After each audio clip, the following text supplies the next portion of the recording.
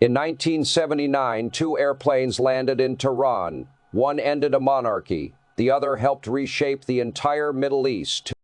The 16th of January, 1979, Tehran International Airport. A Boeing 707 lifts off into the gray winter sky. On board is Mohammad Reza Pahlavi, the Shah of Iran, the self-proclaimed King of Kings, and one of the most powerful rulers in the Middle East. As the city shrinks beneath him, he quietly tells an aide, "I'll be back soon." He never returned. 16 days later, another plane approaches the same runway. This time, the passenger is Ayatollah Khomeini, a cleric who had spent 15 years in exile. No royal guards, no ceremony. Instead, hundreds of thousands of people flood the airport roads. Inside the control tower, officers from the collapsing regime hesitate. Under pressure from the crowds outside, they finally clear the runway. Khomeini steps off the plane and raises his arms. The crowd erupts. One plane carried away a dynasty, the other brought a revolution. This was not just a change of leadership, it was a complete reset of Iran's political identity. And from that moment on, the relationship between Iran and the United States would never be the same again. If you had asked Western analysts in the early 1970s, almost none of them would have predicted this outcome. At the time, Iran looked like one of the most stable and rapidly modernizing countries in the region. Oil money was flooding into the economy. Tehran's skyline was rising with new buildings and highways. The military was equipped with the latest American weapons, and the Shah was widely seen as Washington's most reliable ally in the Middle East.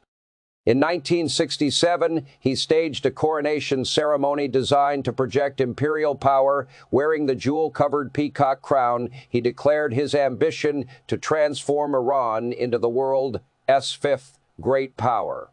To many outside observers, the Pahlavi monarchy looked secure. But beneath the surface, tensions were already building. The turning point began in 1963. Facing economic pressure and social unrest, the Shah launched a sweeping reform program known as the White Revolution. The reforms included land redistribution, expanded education, and voting rights for women. The goal was to modernize Iran and transform it into a secular, industrial society, but the reforms also disrupted traditional power structures. Large landowners lost influence. Religious institutions saw their authority challenged, and political participation remained tightly controlled. One of the most outspoken critics of these reforms was a relatively unknown cleric named Ayatollah Khomeini.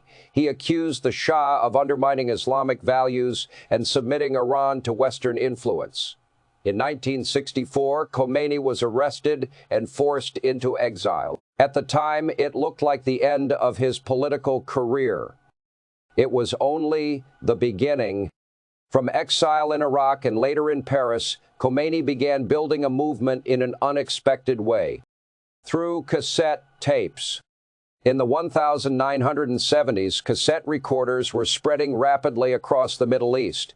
Khomeini recorded sermons criticizing the Shah and calling for resistance. Supporters copied the tapes and smuggled them into Iran. One tape became 10, 10 became hundreds. The recordings circulated through bazaars, mosques, and private homes. People gathered to listen together. The Shah's government could shut down newspapers and control television. But it could not stop thousands of small cassette players. In many ways, the cassette network functioned like an early form of social media. It allowed an exiled cleric to speak directly to millions of people inside the country. Khomeini had no army, but his message was spreading faster than the government could contain it. By 1978, the pressure reached a breaking point. Rapid modernization had transformed Iran's cities, but it had also created deep social divisions. Religious leaders opposed secular reforms. The middle class demanded political freedoms, and rising prices made life harder for many ordinary citizens. Mass protests spread across the country. During the Shiite mourning ceremonies of Ashura, enormous crowds filled the streets. The Shah responded with a mix of repression and concessions. Neither worked. Each crackdown fueled more protests. Each concession made the government appear weaker. But the decisive moment came inside the military.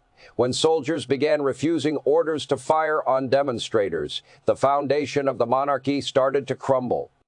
Without the loyalty of the armed forces, the Shah's rule could not survive.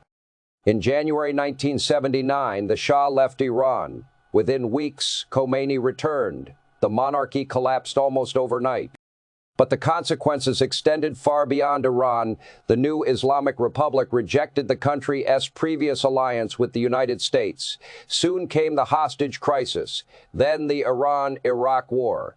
Over the decades that followed, tensions between Iran and the United States continued to shape conflicts across the Middle East. Many of the geopolitical struggles we see today can be traced back to that turning point in 1979. The Iranian Revolution was not simply a change of government. It was a transformation of the country's political system, identity, and global role. More than 40 years later, its effects are still unfolding. Understanding what happened in 1979 is not just about looking at the past. It is about understanding the forces that still shape the Middle East today. How did two planes landing on the same runway change the course of history? This is World Really Works. I'm Daniel Wright. See you in the next episode.